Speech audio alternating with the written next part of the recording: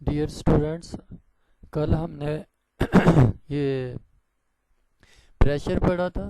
Question number 5 आज का। Define pressure in liquids. Liquids exert pressure. Liquids pressure डालते हैं। The pressure of a liquid acts in all directions if we take pressure sensor.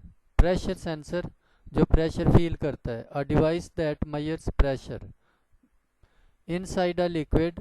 अगर हम if we take pressure sensor inside a liquid, liquid के अंदर हम pressure sensor रखें, then the pressure of the liquid varies with the depth of sensor. तो जितना हम गहराई पे चले जाएंगे, डीप चले जाएंगे, तो प्रेशर ज़्यादा होता जाएगा। तो ये liquids exert pressure on the walls of the container, and if we go deep into the liquid, the pressure increases. So liquids exert pressure.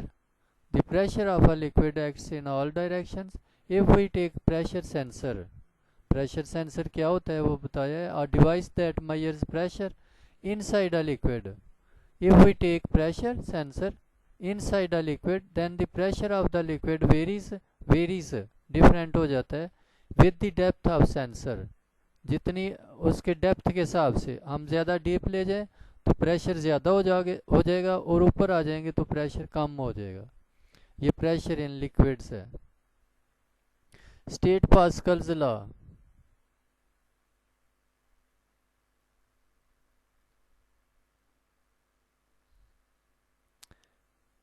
Pascal's law क्या है? Pressure applied at any point of a liquid enclosed in a container is transmitted without the loss to all parts of the liquid.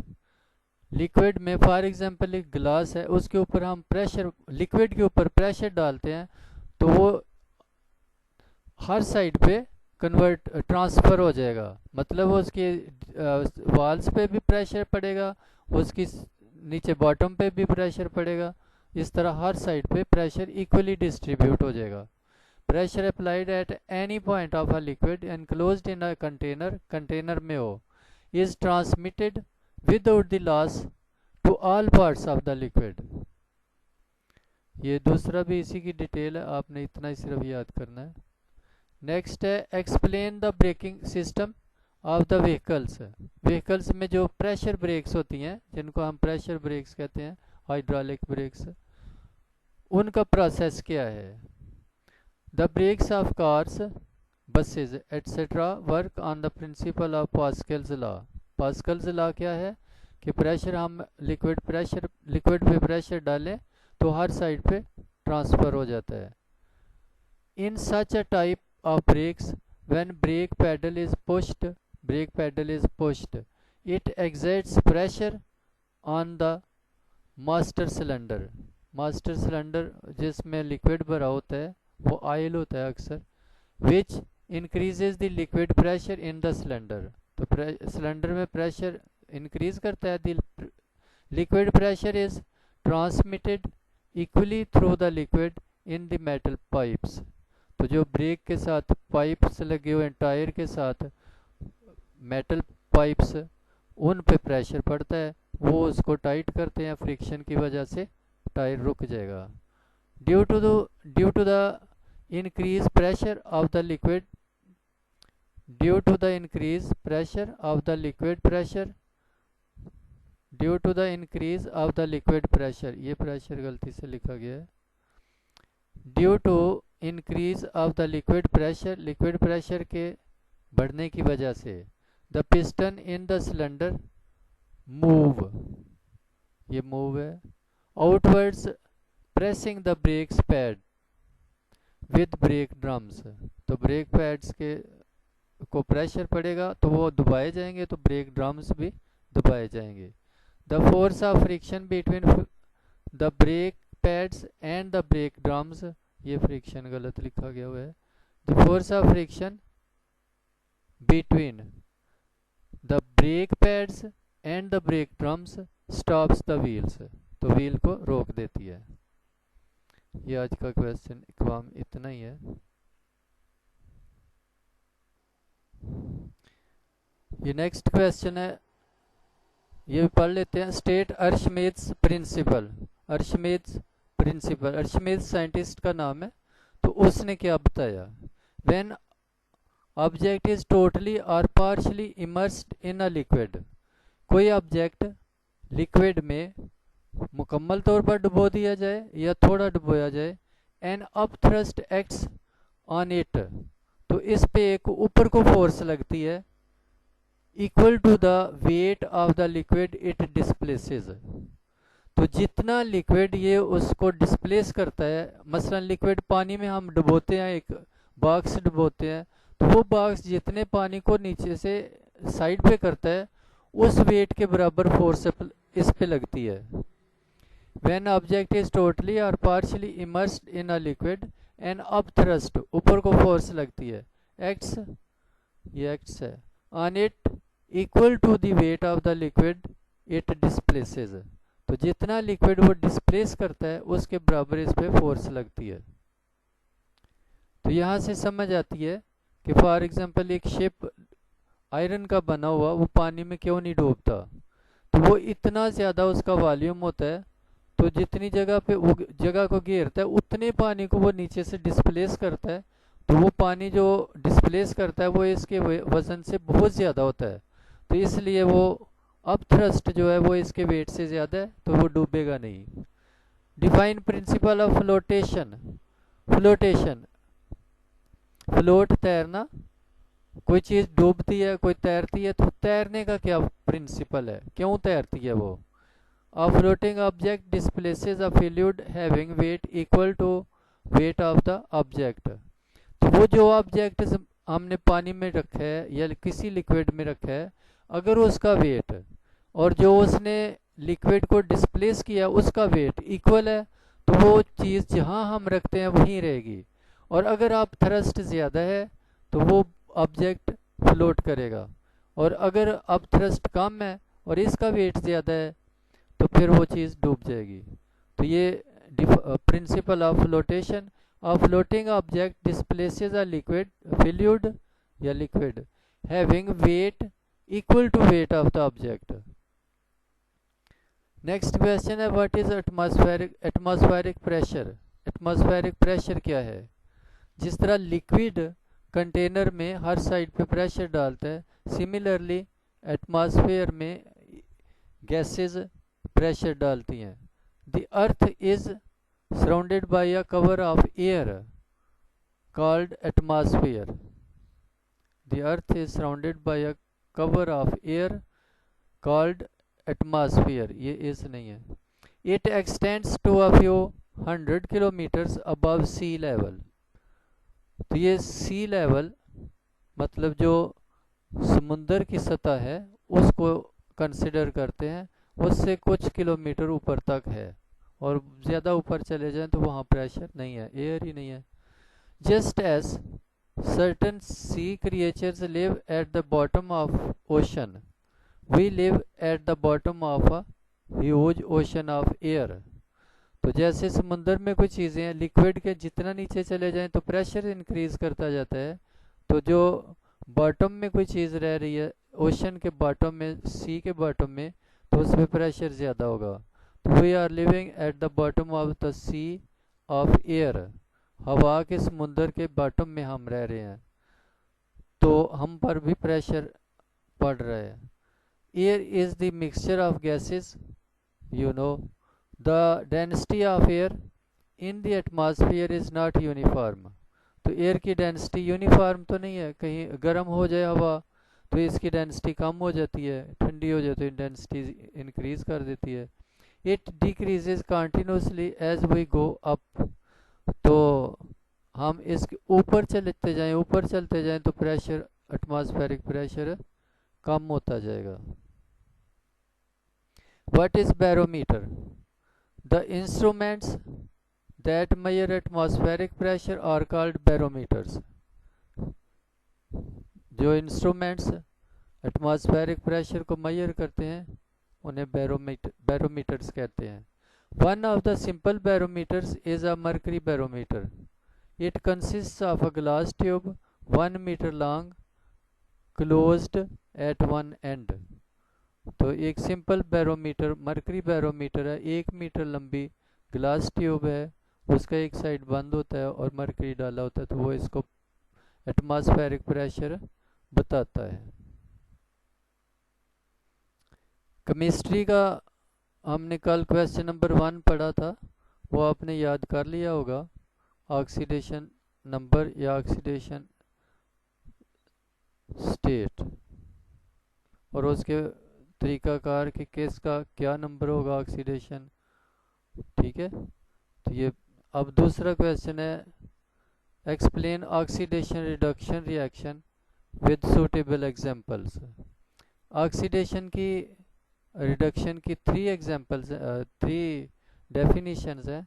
Oxidation कोई element, कोई atom या compound oxygen ले ले तो उसको कहते हैं उसकी ऑक्सीडेशन हो गई है, और अगर ऑक्सीजन दे दे, दूसरे को दे दे, तो उसकी रिडक्शन हो गई है। सिमिलरली हाइड्रोजन अगर वो ले ले, ये उलट मामला है, ऑक्सीजन ले ले तो ऑक्सीडेशन, हाइड्रोजन ले ले तो उसकी रिडक्शन, हाइड्रोजन दे दे तो ऑक्सीडेशन। सिमिलरली इलेक्ट्रॉन अगर ले ले तो उसकी रिडक्शन, और इलेक्ट्रॉन दे दे तो ऑक्सीडेशन। यानी ऑक्सीजन के लिहाज से ऑक्सीजन ले ले तो ऑक्सीडेशन, ऑक्सीजन दे दे तो रिडक्शन। लेकिन इलेक्ट्रॉन और हाइड्रोजन का इसके उलट मामला है कि इलेक्ट्रॉन ले ले या हाइड्रोजन ले ले तो उसकी रिडक्शन, और दे दे तो वो oxidation.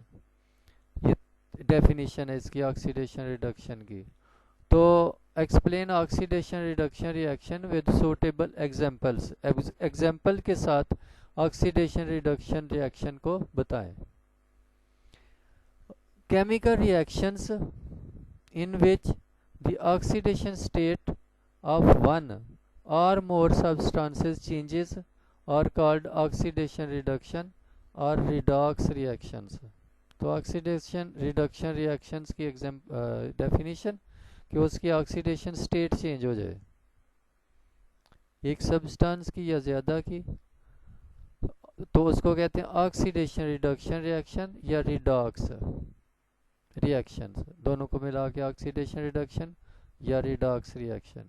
Example, let us discuss a reaction of zinc metal with hydrochloric acid, zinc plus H2HCl, zinc chloride plus hydrogen gas.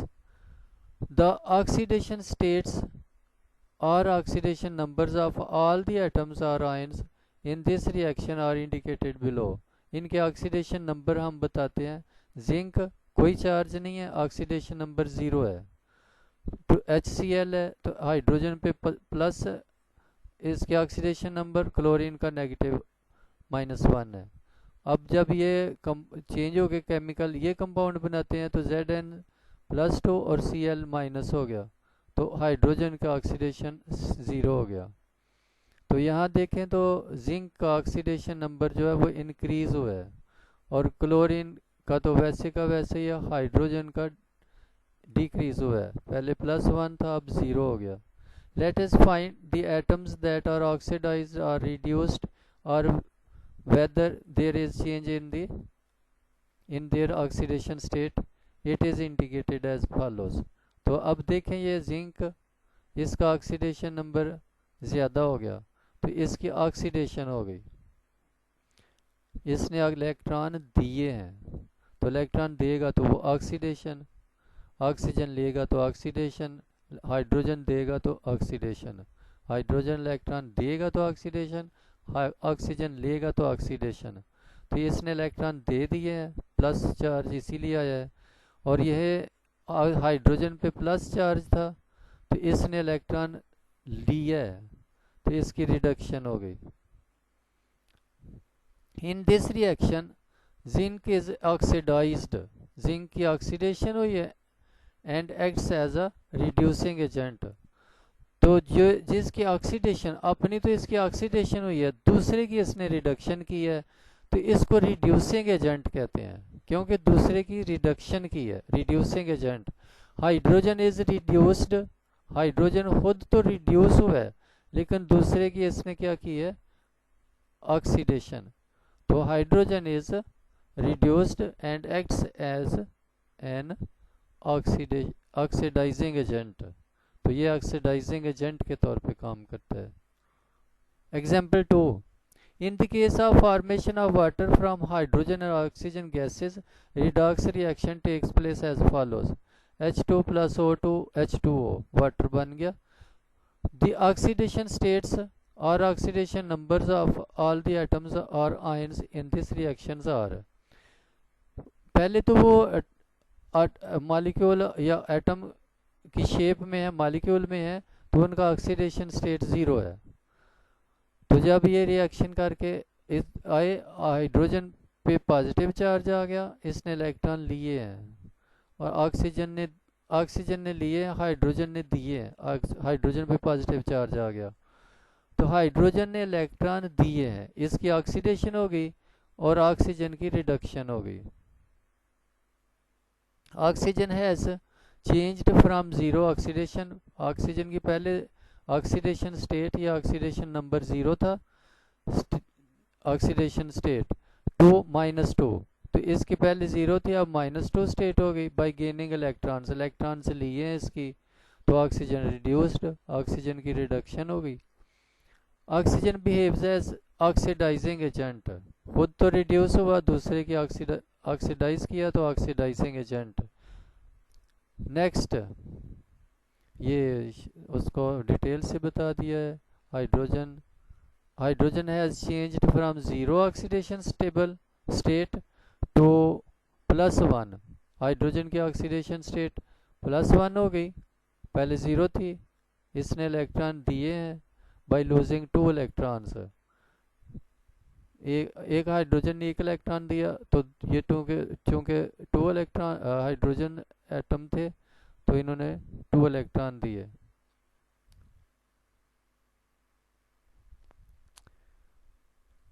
तो हाइड्रोजन ऑक्सीडाइज्ड, इलेक्ट्रॉन दिए हैं, तो ऑक्सीडेशन होगी इसकी, तो oxygen hydrogen behaves as reducing agent. तो ये reducing agent as a reducing agent काम कर रहा है. In this reaction hydrogen is oxidised and acts as reducing agent. जो ऊपर बात की है वही है. Oxygen is reduced and acts as an oxidizing agent. Acts as, ये as मिस हुआ है, n as n. इसका काम इतना है. बायो का chapter number 7, bio energetics. Bio means living things, energetics energy की ट्रांसफॉर्मेशन. एनर्जी ट्रांसफ़र हो, एनर्जी रिलीज़ हो, एनर्जी गेन हो, तो इसको एनर्जेटिक्स कहते हैं. तो बायो एनर्जेटिक्स लिविंग थिंग्स की तो प्रोसेस कि वो एनर्जी ले रहे हैं या एनर्जी दे रहे हैं, तो एनर्जी को चेंज कर रहे हैं, तो ये सारे प्रोसेस को बायो एनर्जेटिक्स कहते हैं, इस ब्रांच ऑफ बायोलॉजी को. What do you know about energy of living organisms? Give its forms. Living energy, living things move करते हैं, ग्रो करते हैं, तो एनर्जी के लिए, एनर्जी के ज़रिए ही करते हैं. विदाउट एनर्जी तो कोई काम नहीं होता. तो इसकी फॉर्म्स क्या है एनर्जी की forms? A living cell exhibits ceaseless chemical activities.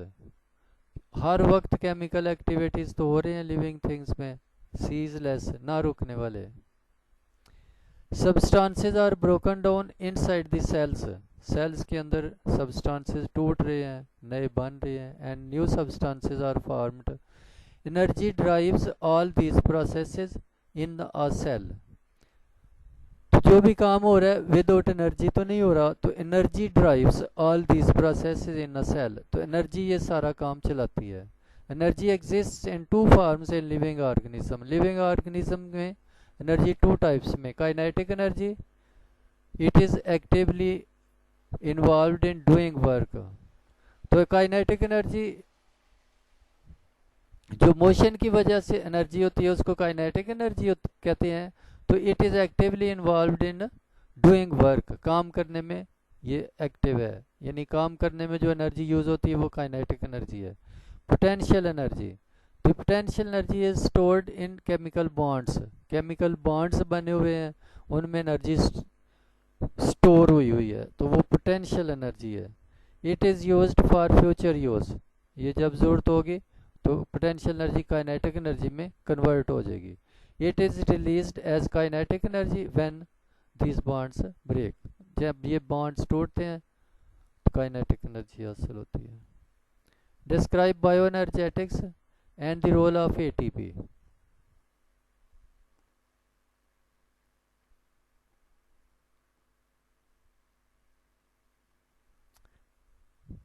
Bioenergetics, ये जो डेफिनेशन आपको पहले बताई है, bioenergetics is the study of energy relationships and energy transformations.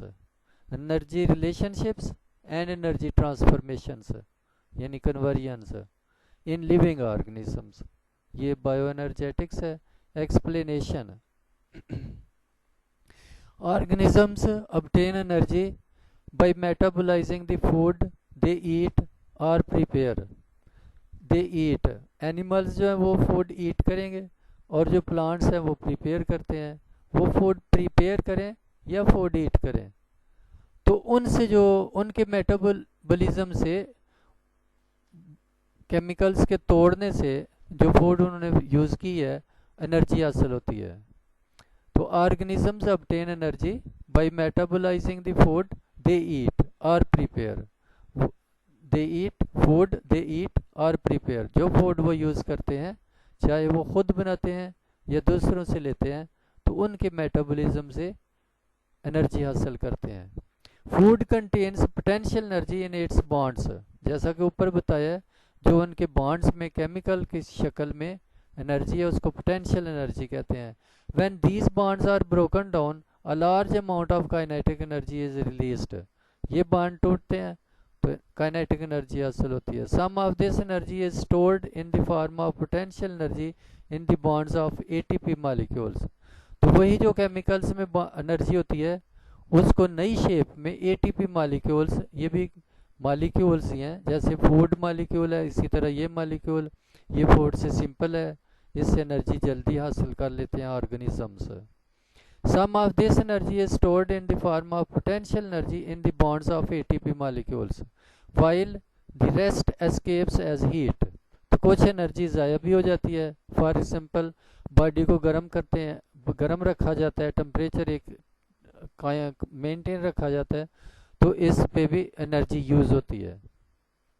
The potential energy stored in ATP is again transformed in kinetic energy to carry out the life activities। तो जो ATP में potential energy bonds की शक्ल में है, वो जब ज़रूरत पड़े तो उसको काइनेटिक एनर्जी में कन्वर्ट किया जा सकता है।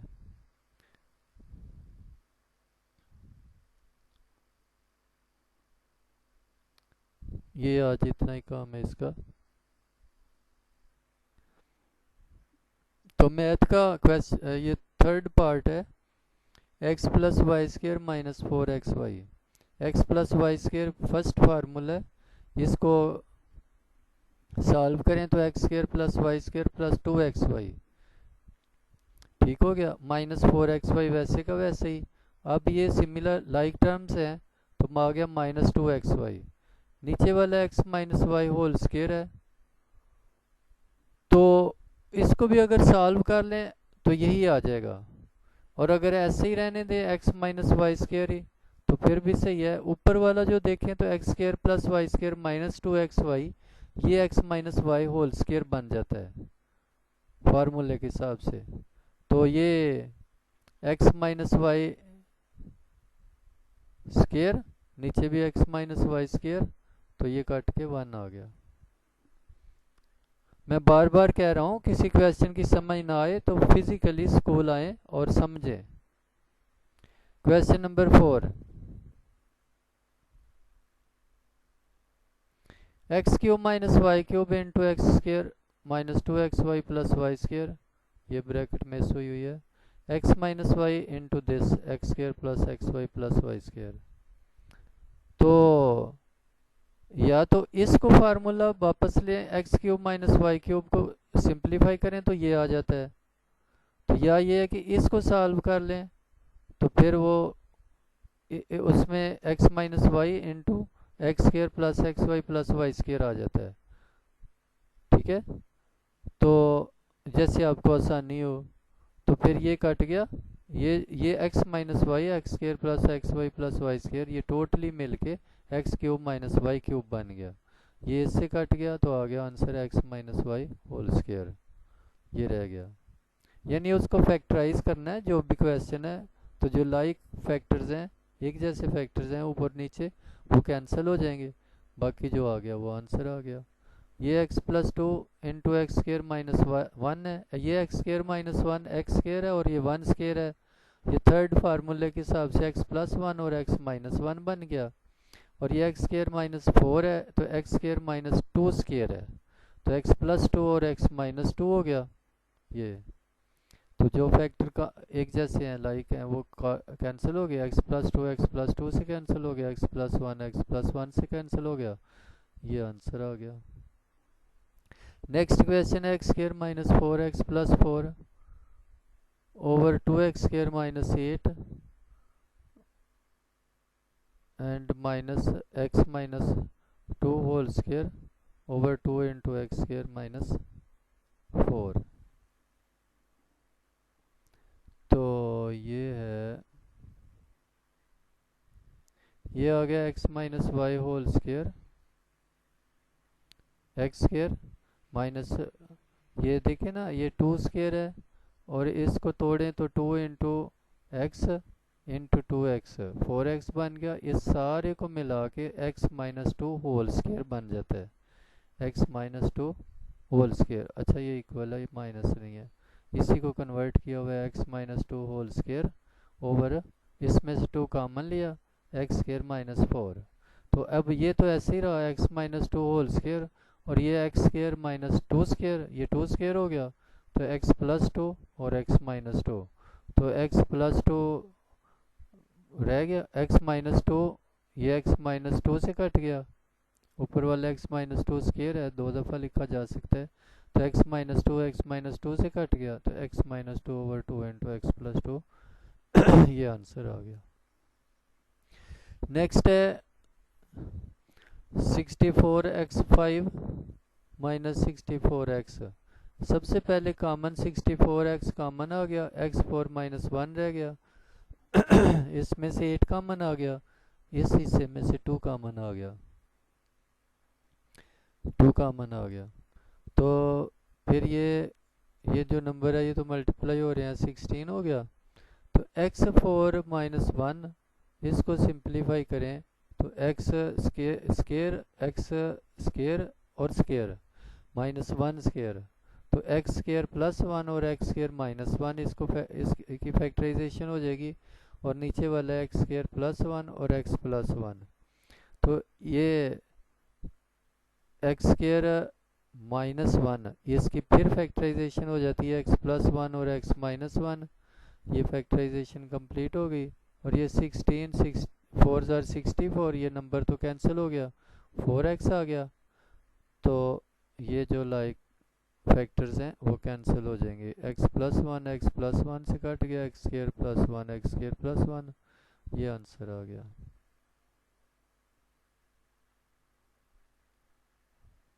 नेक्स्ट क्वेश्चन है, क्वेश्चन नंबर नहीं यहाँ लिखा, तो 9x square minus x square minus four whole square, और ये नीचे ये नंबर है, तो इसको हम समझे तो 9x स्केयर जो है वो 3x होल स्केयर है, और ये वैसे स्केयर में दिया हुआ है, तो ये थर्ड फार्मूला अप्लाई होता है, ये ए स्केयर और ये सारा जो है ये बी स्केयर हो गया, तो दिस प्लस दिस, ये प्लस हो गया और ये माइनस हो गया, 3x माइनस, जब माइनस होगा तो ये साइन चेंज होगा, ये प्लस हो गया। अब नीचे ये है 4 plus 3x minus x square, तो ये 4 plus 3x minus x square, number आगे पीछे हो जाए उससे फ़र्क नहीं पड़ता, तो ये लाइक टर्म्स है यानी लाइक फैक्टर है, तो ये कट जाएगा, तो ये आंसर आ गया, ये आंसर आ गया। क्वेश्चन नंबर 4 है इवेल्यूएट, ये तो सिंपल सा क्वेश्चन है, एक्स वाई जी की वैल्यू दी हुई है, वो आपने उसमें पुट करनी है, कैलकुलेटर से सॉल्व करें, सिर्फ ये ख्याल रखें कि जो उनका माइनस वगैरह है वो अपनी अपनी जगह रखें और एक्स वाई की वैल्यू ब्रैकेट में रखें, तो सिंपलीफाई करके आंसर आ जाता है। ये सारे क्वेश्चन इसी तरह ही हैं, दोनों पार्ट। नेक्स्ट है perform the indicated operation and simplify. जैसे कहा गया वैसे करें।